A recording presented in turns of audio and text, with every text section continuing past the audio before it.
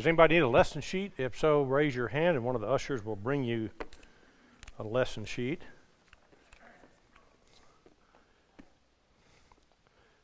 I was going to see if I could make y'all feel just a little bit better about the heat. I don't know if y'all remember the summer of 2011. Kathy and I were Googling the other day to just see how hot this was compared to other hot summers. So far we've had in the low 30s days with 100 plus. So if the heat breaks next week, we'll be about 40 days of 100 plus for the year, which is certainly above average. The record in Oklahoma was from Granville, which is about 15 miles south. So that means we were just about as hot. 2011 had 101 days of 100 degrees or higher, had 55 days of 105 or higher, had 12 days of 110 or higher, and there was 50 straight days of triple-digit heat from June 22nd to August 11th. So doesn't that make you feel better now? It's a cool day, yeah. Anyway, okay, so we have been talking about Solomon, the life of Solomon. We're in the 9th lesson. Probably have one more. We're getting near the end. He's the 3rd king of Israel, behind Saul and his father David. This is about 1,000 years before Christ. And as you know, the famous story that when he first became a king, when he was upper teens, maybe 20, God came to him at night and said, I'll give you one wish. And he said, I want wisdom to serve your people. And so God gave him wisdom, and also said, I'll also give you great honor because you didn't ask for yourself, great honor and also riches. We've studied how he completed the magnificent temple that was just covered in gold. And then we studied his one of the most amazing prayers in the Bible. It's a whole long chapter, his dedicatory prayer of the temple. And then when he finished that, then he declared a 1-week dedication feast. And so he tied this in to the Feast of the Tabernacles, the Feast of Tents. The Feast of the Tabernacles was the yearly feast in the 7th month of the year of the Jewish calendar, where they celebrated the 40 years of wandering in the wilderness, where their ancestors lived in tents or tabernacles. A tabernacle is a tent. And so they had 1 week of Feast of Dedication of the Temple. Then they had an 8-day Feast of the Tabernacle. So they had 15 days where hundreds of thousands of Israelites were there in and around Jerusalem. Then last week we studied how when they finished that 2 weeks, it says they left and went home and returned joyful and glad. And we talked about how, okay, they had just missed 2 weeks out of their lives. It wasn't like they had nothing to do. And what made them joyful and glad? Well, you know, they had sacrificed a significant amount of time from their life, 2 weeks. They had sacrificed significant offering. We talked about how, you know, we talk about all the time and understand that the Israelites tithed, but really it was much more than 10%. Each family had a Levitical tithe of 10% per year, which was to support the tribe of Levi, the priests and the Levites, because they were not given land on which they could grow crops. And then there was a 10% festival tithe, where each family was expected to tithe 10% to provide their offerings for the 3 1-week yearly festivals. Then there was a 10% widows and orphans tithe that they paid every 3 years. And so it averages out to 23% was their offering yearly. And then also we learned how they sacrificed their praise and their prayers. And so they did a lot of sacrificing. Maybe that's why they were joyful and glad. So I thought about American culture, and I thought, you know, we're not always joyful and glad. In fact, I thought, let's just look up and see, as a country, how happy is America? How happy is America? We're by far the most prosperous country in the world. So if stuff and doing things makes us happy, we should be by far the number one happiest culture in the world. Now, I looked it up. We are not number one. We're not in the top 10. We're not in the top 20. We're rated number 3 as the happiest country in the world. So maybe our me first culture of thinking about buying stuff, doing stuff, going places, all this me-centered stuff really doesn't bring the happiness that we think it will. I think that's a lie of the devil, and he's got us bought into it pretty significantly. And it shows up a lot in our Christian community when we think about worship, because we'll come to church and we say, well, I didn't like that. I didn't like that style of worship. I didn't like that style of singing. I didn't like that, because we're so focused on what I like. And when we come to worship, we're here to worship the God of the universe who has given his Son to save us. And we're not here to decide what we like and what we don't like. That's part of this me culture. Anyway, so after this temple dedication feast, we studied how Solomon went to bed that night, and God came to him the second time in his life. So this is about 10 years later. And God told him, because Solomon had declared, the temple will be a house of prayer. God's house will be a house of prayer. God came and said, Solomon, my house is a house of sacrifice. My house is a house of sacrifice. So what we studied was that those two are inseparable. And the saying we used was access to God's ear, hearing our prayers, runs through God's altar of our sacrifice. So what are we bringing to God? You know, an Israelite would never even think of coming to the temple to worship without a sacrifice.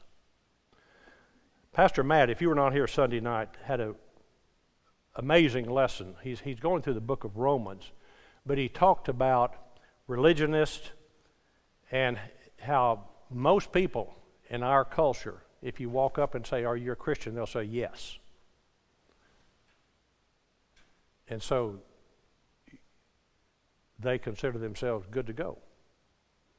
And yet, they never come to church, probably rarely pray unless they're in a crisis, certainly have no offerings.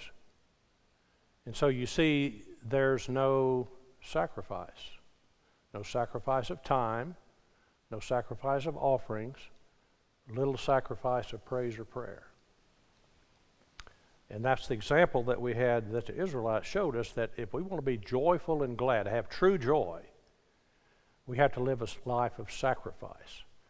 And God said, my house is a house of sacrifice.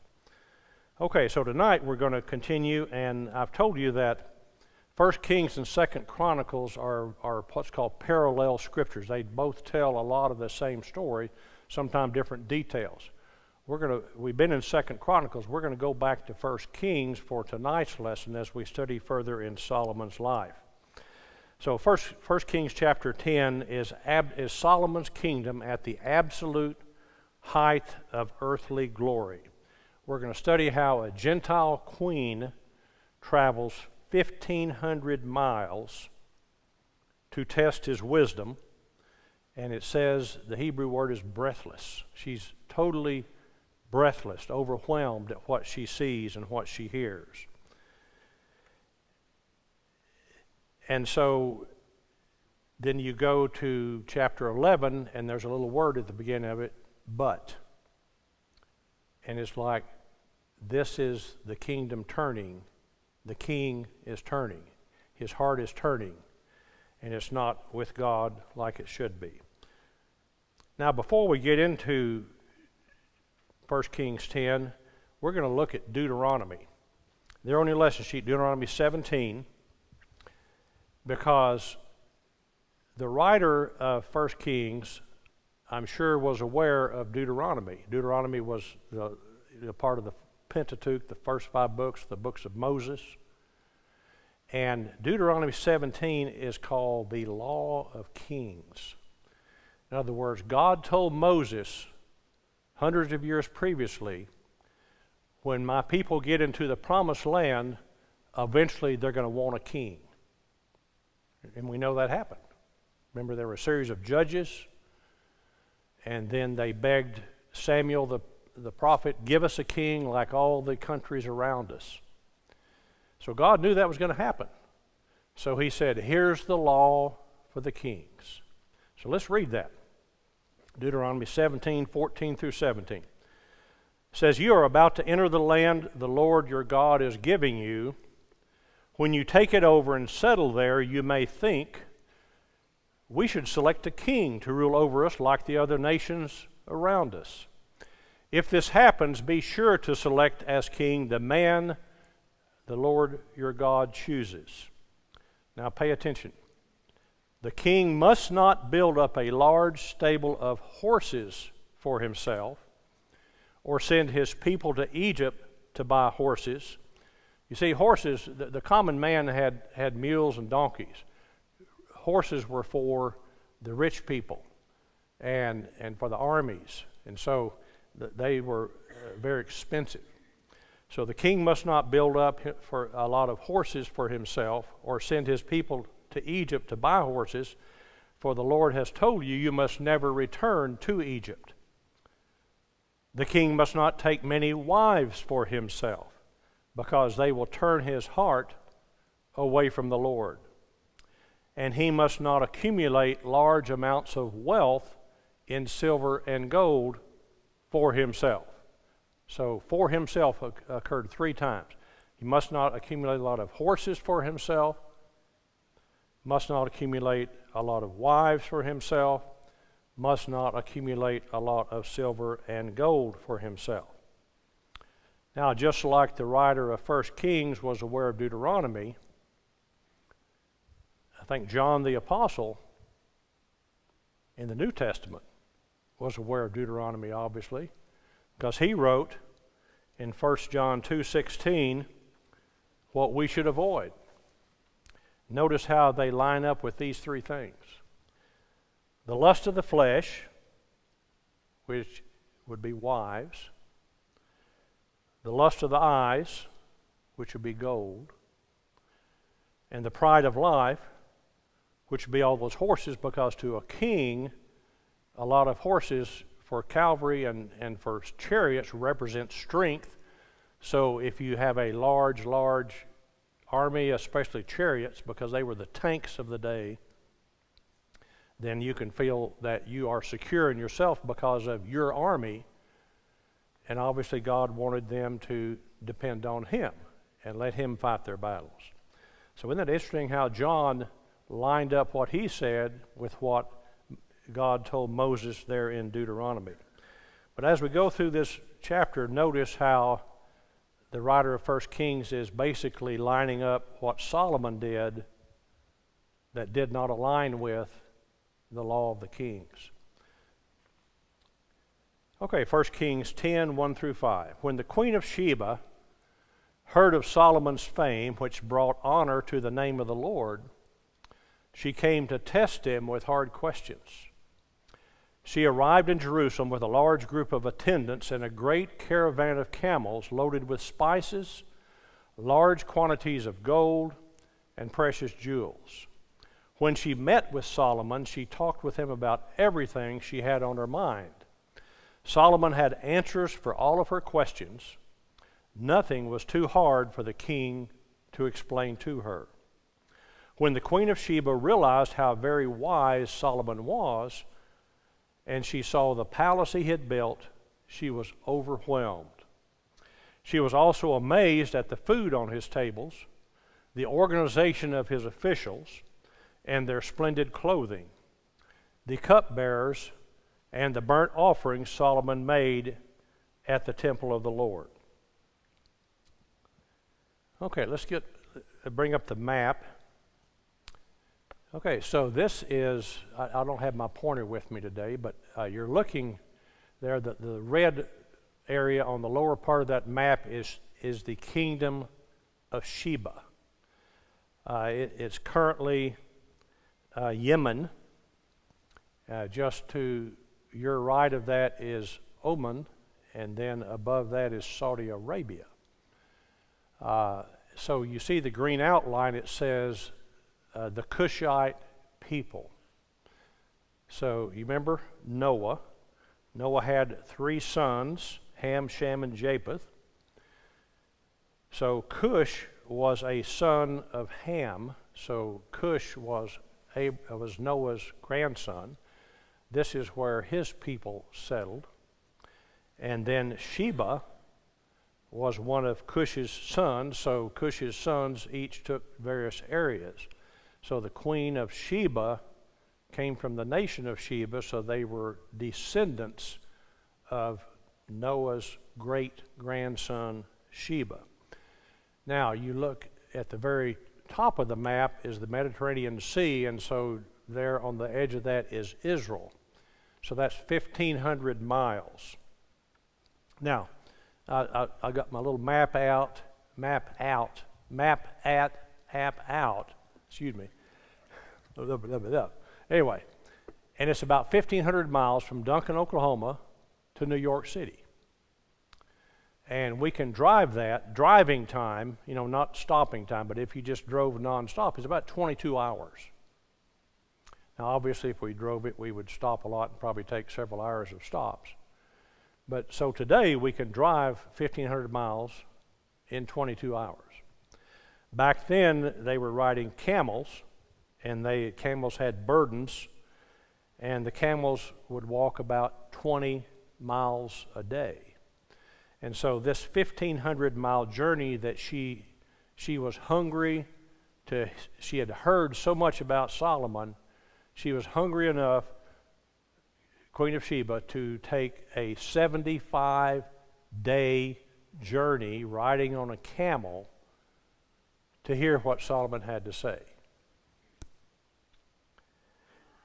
And you say, why would she do that? Because she had never heard of someone having so much wisdom, and it says there that he had so much wisdom. It says it brought honor to the name of the Lord. In other words, it was obvious to everyone the wisdom was so great it had to come from God, because no man could be that wise, and that certainly was true.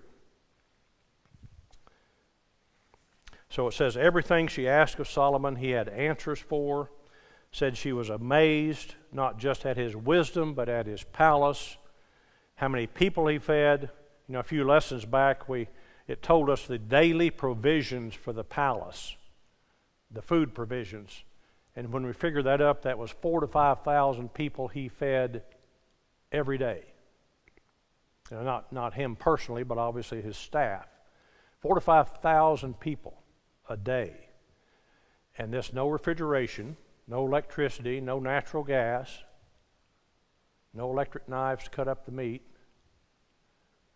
All that had to be brought to the palace and prepared. So you can imagine why she was so amazed. I mean, at the dinner we just had back here, there was probably 200 people fed. So multiply that out, 4,000, I think that's 20 times more. So she is amazed. Then she's amazed at his organization. She's amazed at the clothing of the officials. And like I said, the Hebrew word here for overwhelmed is breathless, because what she saw far exceeded what she had expected. Okay, verse 6 through 9. Oh, and in the blank there on your lesson, she says, we should never come before our king without gifts. She brought all these gifts to come, because when you went to see somebody, you would bring a gift. Like in our culture, you're invited to somebody's house, you often take a gift, or you say, what can we bring if it's a meal? What can we bring? You don't want to come empty-handed. That's still a cultural thing. So we should never come to our King, Jesus, without gifts of praise, without gifts of prayer, without offerings, without gift of our time. Okay, verse 6 through 9. She exclaimed to the king, "Everything I heard in my country about your achievement and wisdom is true. I didn't believe what was said until I arrived here and saw it with my own eyes. In fact, I had not heard the half of it. Your wisdom and prosperity are far beyond what I was told. How happy your people must be. What a privilege for your officials to stand here day after day listening to your wisdom. Praise the Lord your God, who delights in you and has placed you on the throne of Israel. Because of the Lord's eternal love for Israel, He's made you king so you can rule with justice and righteousness."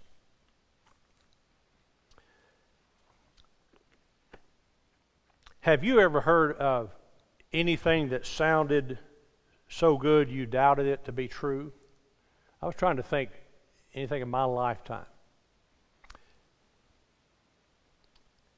And then when you actually experienced it, it was greater than what you heard. And I was thinking back, several years ago, we took a cruise out of Galveston. And I can remember here, talking to people about the cruise they'd been on. They talked about all the food on the cruise. They said, "There's so much food, you'll gain a pound a day if you don't watch it." And I thought, yeah, sure, it'll be nice food. Got on the cruise ship, and we happened to be in a room where we got on there earlier in the afternoon, and all day long they were bringing trucks of food into, and I thought, well, that's okay because there's 3,000 people on the ship and 1,000 people that work here. They need a lot of food, so I wasn't impressed yet. And then you go to these buffets and you go to these dining rooms, and it's all you can eat. You can just eat until you're sick 6 times a day. And there's so much food, it's just from here to there. And it's beautiful. And I just thought, man, everybody was right. This is better than I could even imagine. That was the only thing I could think of where I was just totally wrong about what I thought from what I'd heard. But the Queen of Sheba says, "I heard about your wisdom, and so I came, I saw, I believed," and then she blessed God. And what's interesting is, if you go back to that prayer of Solomon, the prayer of the dedication of the temple, back in chapter 8, he prayed in that prayer that the temple would draw strangers, in other words, non-Israelites, to come to Israel to praise the God of heaven. And so that's what happened. Okay, verse 10 through 13. Then she gave the king a gift of 120 talents. I put out there 9,000 pounds. A talent of gold is considered to be about 75 pounds. 120 talents of gold, great quantities of spices, and precious jewels. Never again were so many spices brought in as those the Queen of Sheba gave to King Solomon. Then King Solomon gave the Queen of Sheba whatever she asked for, besides all the customary gifts he had so generously given. Then she and all her attendants returned to their own land. So like we said, they were using camels there in the desert. So I looked it up, and camels for a long journey can carry about 300 pounds of load. So if just the gold itself was 9,000 pounds, she had 30 camels to carry those 9,000 pounds of gold. And then it says the quantity of spices was so large that I'm sure there was more camels carrying spices than there were more camels carrying precious jewels. And then it says Solomon gave her whatever she asked. And so he had customary gifts that he would give visiting dignitaries, plus whatever she asked she got also. So it wasn't like she went home empty-handed. So she left having all of her hard questions answered. And so once more we come across that number 120. We've talked about this in past lessons. Moses lived 120 years. There were 120 priests sounding trumpets at the dedication of the temple. The temple porch rose up 120 cubits. And then in Acts 1, 120 disciples waited in the upper room. And so 12 is the number of completeness in the Bible. Think of the 12 apostles, the 12 tribes. 10 is the number of fullness, and so 10 times 12 is 120, means the fullness of testimony. And so the Queen of Sheba's 120 talents of gold was a full tribute or full testimony to God. And then what's interesting, if you look at Isaiah 60, Queen of Sheba's caravan bringing gold and spices to the king is a shadow of the wise men coming to King Jesus. If you look at Isaiah 60, I don't think I have it. Yeah, I don't have it, the actual verse there on the lesson sheet. But Isaiah 60 tells of camels from Sheba bringing gold and frankincense to come praise the Lord. That's a prophecy of Jesus. So the wise men from the east, Isaiah said, were going to come on camels from Sheba. So just like the Queen of Sheba did. Okay, verse 14 through 17. Each year Solomon received about 666 talents, which is 25 tons, which is 50,000 pounds of gold. This did not include the additional revenue he received from merchants and traders, all the kings of Arabia, and the governors of the land. King Solomon made 200 large shields of hammered gold, each weighing more than 15 pounds. He also made 300 smaller shields of hammered gold, each weighing 4 pounds. The king placed these shields in the palace of the forest of Lebanon. So Lebanon was northwest of Israel, so apparently Solomon built himself a palace there. And it says that he made shields to decorate that. So his total revenue was much more than just the 666 talents of gold. It says he got revenue from his trade, spice trade. Remember, he was over the surrounding kings who were his vassals, so they paid tribute every year. There was merchant trade, and plus he had taxes on the people, taxes on the governors. And so, he just had a tremendous income.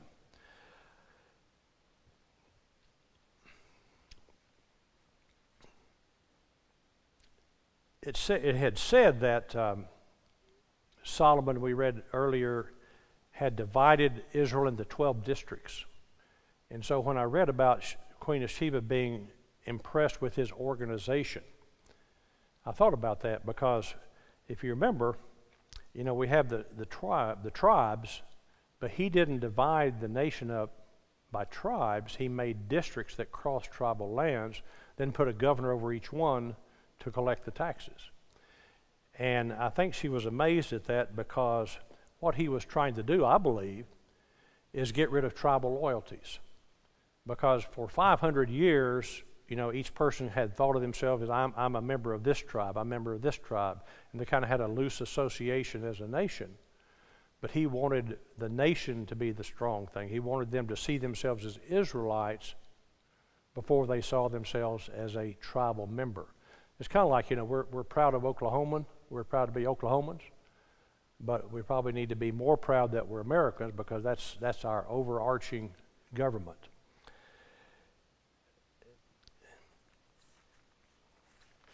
And then we talk about the shields. Okay, there's an artist rendition of these gold shields.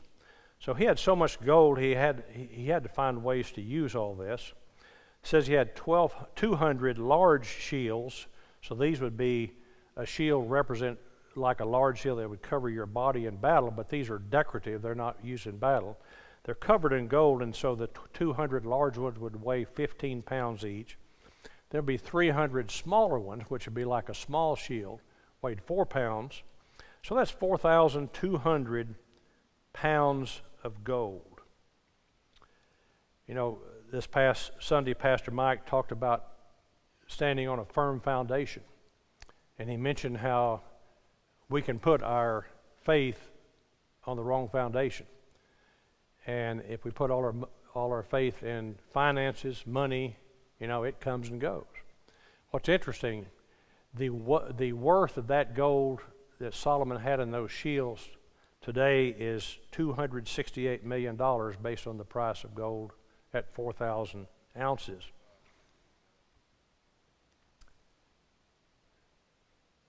After Solomon died, his son Rehoboam became king of Judah. 5 years into Rehoboam's reign, so 5 years after Solomon died, the king of Egypt invaded Judah, and it says he went to that palace in Lebanon and stole all 500 shields. Money comes, money goes. Just what you think you have something, and then it's no longer there. And then the other thing I want to mention about this passage was the 666. You recognize that number? Solomon collected 666 talents of gold annually. Well, again, the Apostle John wrote Revelation. And in Revelation, he talked about the number of the beast being 666. You see, in biblical numerology, the number 6 represents man, because man was created on the sixth day. And so 666 would be man's glory at his greatest, wealth, power, and splendor. And so Solomon, at this time in his reign, is the most glorious earthly kingdom that ever was. And so John used that same number to describe the beast, who in the end times will take over the economy of the world. So there on your lesson sheet, I've got a quote from one of the commentators. Follow with me here. It is sobering that the number later attached to the beast's economic domination first appears in Scripture as the annual gold income of Israel's wisest king at the very moment that his heart begins to drift.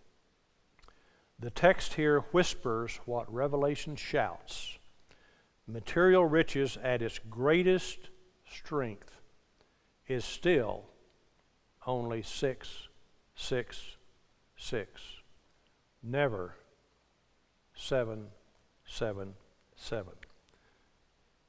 7777 represents the number of God. So 777 is the Father, the Son, and the Holy Spirit.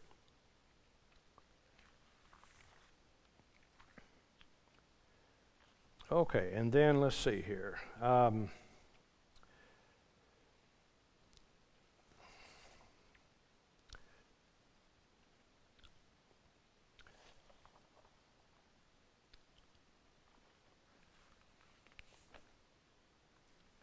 Okay, let's move on to the last page, the second page, verses 18 through 20. Then the king made a huge throne, decorated with ivory and overlaid with fine gold. The throne had 6 steps and a rounded back. There were armrests on both sides of the seat, and the figure of a lion stood on each side of the throne. There were also 12 other lions, one standing on each end of the 6 steps. No other throne in all the world could be compared with it. So we have an artist representation of that throne. So I was thinking about, what if you had to go before the king for a request, and you see these 12 lions with their mouths open looking like they're going to eat you, and the king's sitting way up there on the top, and all this is just covered with gold. Like I said, he had so much gold he didn't know what to do with it. But he did all these things to, unfortunately, I think, to impress people. Okay, verse 21 to 22. All of King Solomon's drinking cups were solid gold, and were all the utensils in the palace of the florist of Lebanon. They were not made of silver, for silver was considered worthless in Solomon's day. The king had a fleet of trading ships of Tarshish that sailed with Hiram's fleet. Once every 3 years, the ships returned loaded with gold, silver, ivory, apes, and peacocks. So it says all the drinking and eating vessels in this palace, now we're feeding 4,000 to 5,000 people a day, all of these were covered in gold.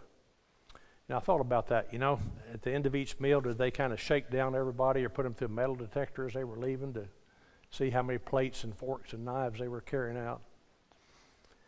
And it says silver was considered worthless. Now, silver is nothing compared to gold. Silver, I looked it up, is $64 an ounce. So let's take a gallon of milk. A gallon of milk or a gallon of water weighs 8 pounds. So you can buy a gallon of milk for $4. So silver, $64 an ounce. So 1 pound of silver is worth over $1,000. So 8 pounds, 1 gallon worth of silver would be worth $8,000 today. So certainly silver is not worth less today, but there was so much gold in Solomon's day that silver was considered worthless to him. And then it talks there about the fleet of trading ships from Tarshish.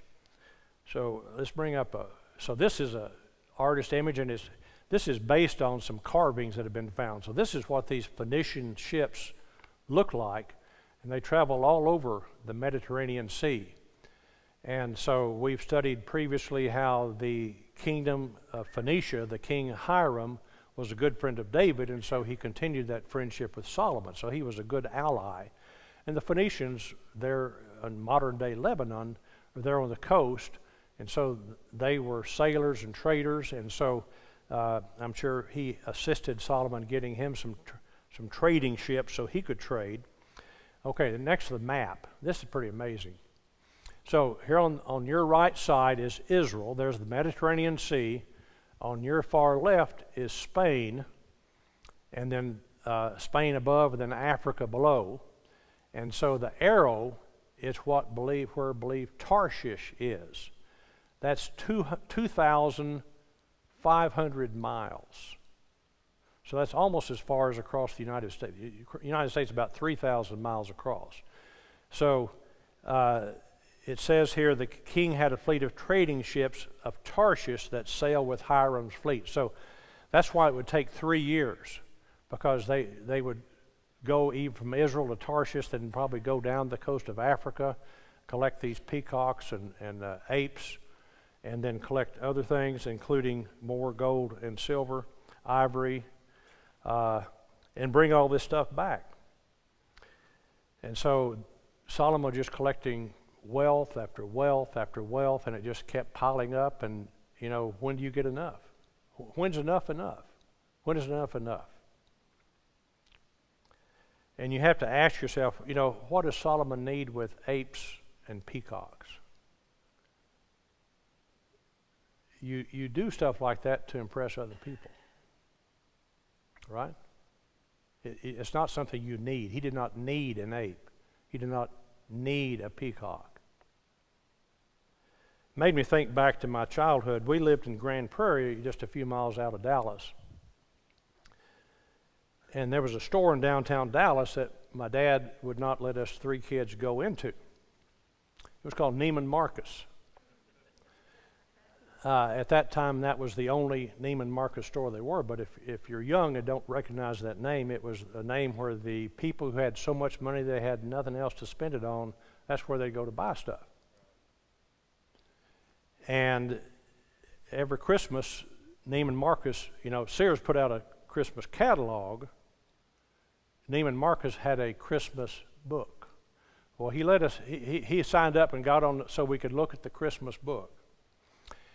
And if any of you ever got that, you knew that when you got that in the mail, every year Neiman Marcus would have one fantasy gift that was just so over the top, it was unbelievable, but it was it wasn't a joke, it was a true gift that you could buy, but it would be extraordinarily expensive. much more expensive than everything else in the catalog, which was way too expensive as it was. My dad called the store needless markup. Anyway, so we would go downtown Dallas every year and look in the windows. You know, they had really nice Christmas displays in their window. We'd go around the whole block and look in the windows. Then we'd go over to Sears. Anyway, but I looked up online to see what some of those fantasy gifts were, because it reminded me of Solomon. One year they had his and her airplanes. One year they had a live baby elephant from Thailand. One year they had a full-size Noah's Ark. And if you've been to the Ark up in Kentucky, that's big. They had a full-size Noah's Ark, which came with a French chef, a Swedish masseur, and a German hairstylist. Now, why would anybody buy this fantasy gift? So you could impress others. It wasn't that you needed any of those things, but if so, you could tell all your friends and neighbors, look what I have. And that's what I see is happening with Solomon's heart. Recently, I listened to a podcast on leading a simpler life. I just wanted to see what the guy had to say. And he had a really good kind of a one-liner I think that's good for all of us to remember. You know, because we all have full attics and full garages and full closets and maybe full storage buildings, maybe full barns.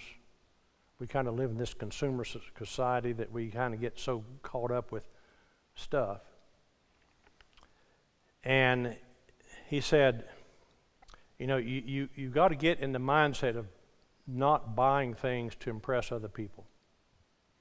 He said, before you buy anything, ask yourself this question. If nobody else is ever going to see this, would I still buy it? If nobody else is ever going to see this, would I still purchase it? That's how you decide if you're buying something just to impress somebody. You know, there's a saying, you probably heard it, you know, so many times we buy things with money we don't have to impress people that could care less, and we don't have a place to put it. Anyway, so we're kind of seeing Solomon sliding down, getting away from basics. Okay, verse 23 to 25. So King Solomon became richer and wiser than any other king on earth. People from every nation came to consult him and to hear the wisdom God had given him. Year after year, everyone who visited brought him gifts of silver and gold, clothing, weapons, spices, horses, and mules. So God did promise him wealth, but he chose how to use it. He chose how to use it. And again, we notice that nobody comes to the king empty-handed. Verse 26 to 29. Solomon built up a huge force of chariots and horses. He had 1,400 chariots and 1,200 horses. He stationed some of them in the chariot cities and some near him in Jerusalem. The king made silver as plentiful in Jerusalem as stone, and valuable cedar timber was as common as the sycamore fig trees that grew in the foothills of Judah. Solomon's horses were imported from Egypt. Remember what the Law of Kings said? Imported from Egypt and from Sicilia. The king's traders acquired them from Sicilia at the standard price. At that time, chariots from Egypt could be purchased for 600 pieces of silver, horses for 150 pieces of silver. They were then exported to the kings of the Hittites and the kings of Aram. So these were these vassal kings that he had in the kingdoms around him that he controlled, and so he would share the wealth with them. So you notice what, again, the writer of 1 Kings is doing. He's going right down the line of the law of the kings. And again, Solomon is getting all these horses and chariots so he can impress people with his strong army when God has said, I'm going to fight the battles for you. You don't need a strong army. So you don't need that. And then, he said, don't get much gold for yourself. And so, like I say, God promised the gold would come in, but Solomon chose how to use it. And we don't know how he could have used it. Today we'd say, well, he could work on infrastructure, roads and bridges, schools, decrease the tax rate. We don't know. There's no record he did anything like that other than helping the kings around him with their chariots so they could look good. Okay, chapter 11. Here's the but. But King Solomon loved many foreign women. Besides Pharaoh's daughter, he married women from Moab, Ammon, Edom, Sidon, and from among the Hittites. The Lord had clearly instructed the people of Israel, you must not marry them because they will turn your hearts to their gods. Yet Solomon insisted on loving them anyway. So the issue here is not ethnicity. It's covenant. It's because they worshiped other gods. It's not because they were foreign women. We know that Rahab the Canaanite, we know that Ruth the Moabite, both married into Israelite culture and worshiped God and became part of Jesus' lineage. So it's not because they were foreign. It's because they worshiped other gods, and Solomon followed them in that. Verse 3 and 4. He had 700 wives of royal birth and 300 concubines, 1,000 women. And in fact, they did turn his heart away from the Lord. In Solomon's old age, they turned his heart to worship other gods instead of being completely faithful to the Lord his God, as his father David had been. So twice here the writer says his wives turned away his heart.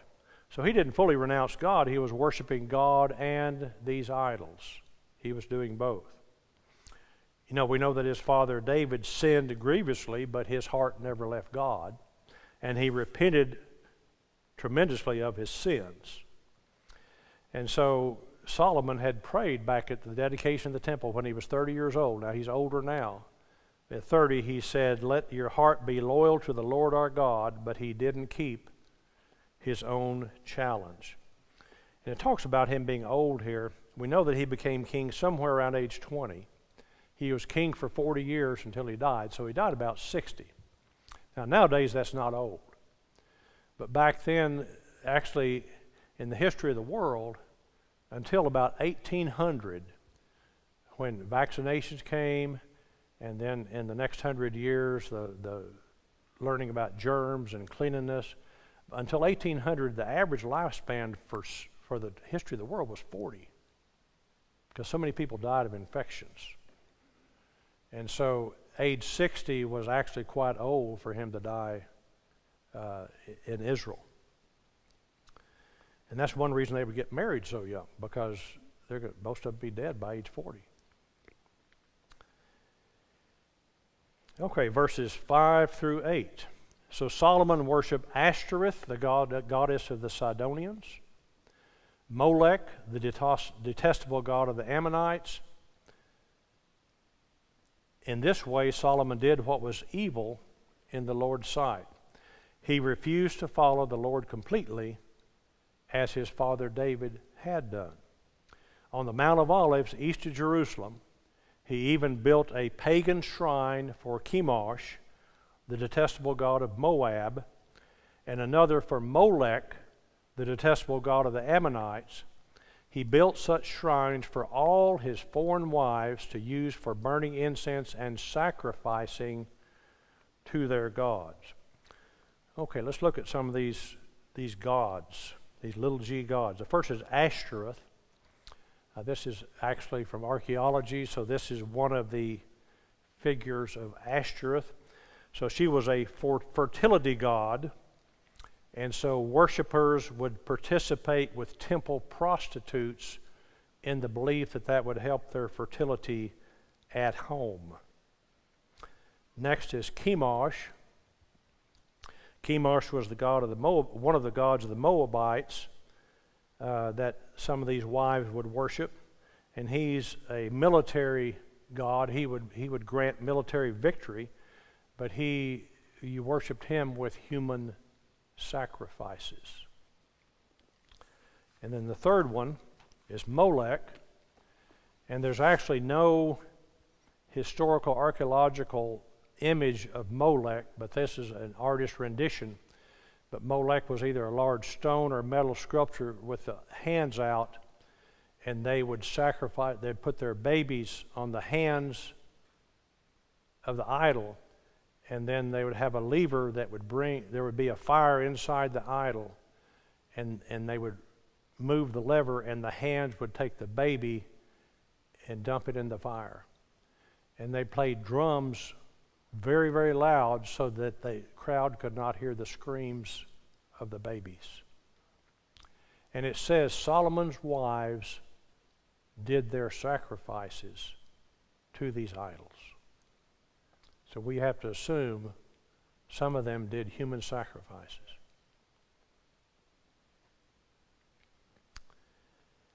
So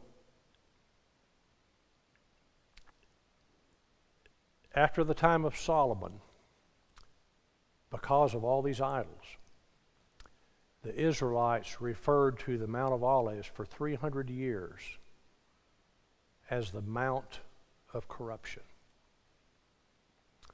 300 years later, a young king, Josiah,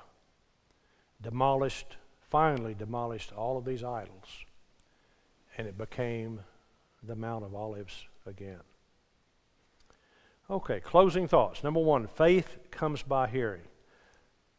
The Queen of Sheba heard something, and it was something she needed. She needed some wisdom for ruling her land, and she wanted it so badly, she was willing to travel 75 days on a camel.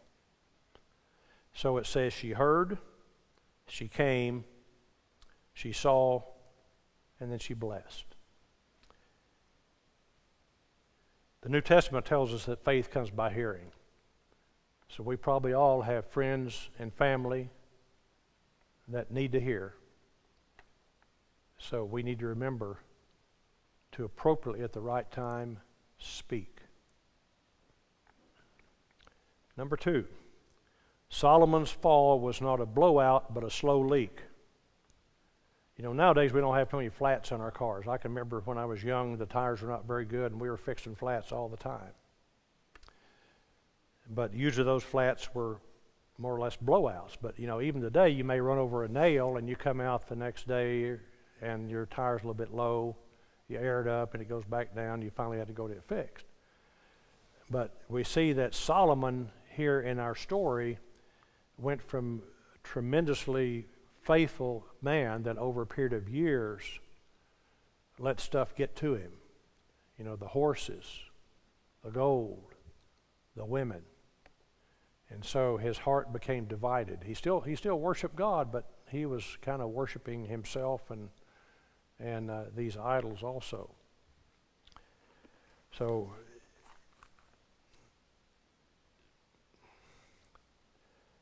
I came across a quote. It says, "No amount of past faithfulness immunizes the heart."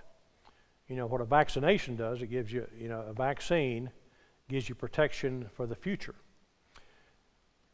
That was one of the hardest things we had to do when I was a medical missionary in Nigeria years ago. Very few vaccines. I mean, every once in a while we'd get some tetanus vaccines. We had no other vaccines. That's why so many kids died of measles and rabies and all the stuff that we can prevent today. But it was so hard for these people who had no education for us to say, we're going to give you a shot today that will keep you from getting sick next month, next year, 5 years from now. That made no sense. But you see, some people, back to Pastor Matt's sermon Sunday night, think that's how religion works. That, you know, I was young once, I used to go to church, I walked down the aisle, shook the preacher's hand, I got my vaccination, I'm good to go. No amount of past faithfulness immunizes your heart. And the last thought, two kings on the same hill. One commentator said, think about the geography of grace. Here in this lesson tonight, we've seen that Solomon's heart has finished its turning on the Mount of Olives. He had given his will over to earthly things and to unspiritual things. He had taken his will away from God. But on the night before Jesus died, he prayed to God on that same hill. He said, not my will, but thine be done. Solomon, when he was on that hill, he was there with a divided heart. He would go worship God in the temple. He would worship with his wives on the Mount of Olives with pagan sacrifices. But Jesus, when he was on the Mount of Olives, was there with a whole heart. He wholeheartedly followed the will of God, and rather than human sacrifices, he sacrificed, gave himself up for sacrifice. Kind of a sad lesson, but it shows all of us the end result of what 1 John 2:16 says, which is you've got to beware. The lust of the flesh, the lust of the eyes, and the pride of life. The good news is, in his very last days, Solomon came to himself. And Pastor Mike on alternate Wednesdays is teaching Ecclesiastes. And these is when Solomon decided that all this stuff, all this gold, all these women, all these horses, all this is vanity. The very last words in the book of Ecclesiastes say, fear God, that this, he says, this is the end of the matter. In other words, this is the bottom line for your life. This is the end of the matter. Fear God and keep his commandments. This is the whole duty of man. That's your lesson. Thank you very much. Let's stand and we'll have a closing prayer. Thank you, God, for this time we can come together and look at your word and examine our lives, Father. That's the purpose of this, that we can reflect in a mirror and see what we need to do to be better servants of yours so that we can represent you on this earth here in Stevens County, that among all the people around us, they can see you living in us, not for our glory, Father, but for your glory. Father, thank you for letting us have the honor of being in your family. And we know the honor is there only because of the death of your Son, Jesus. We pray this in his name. Amen. Thank you.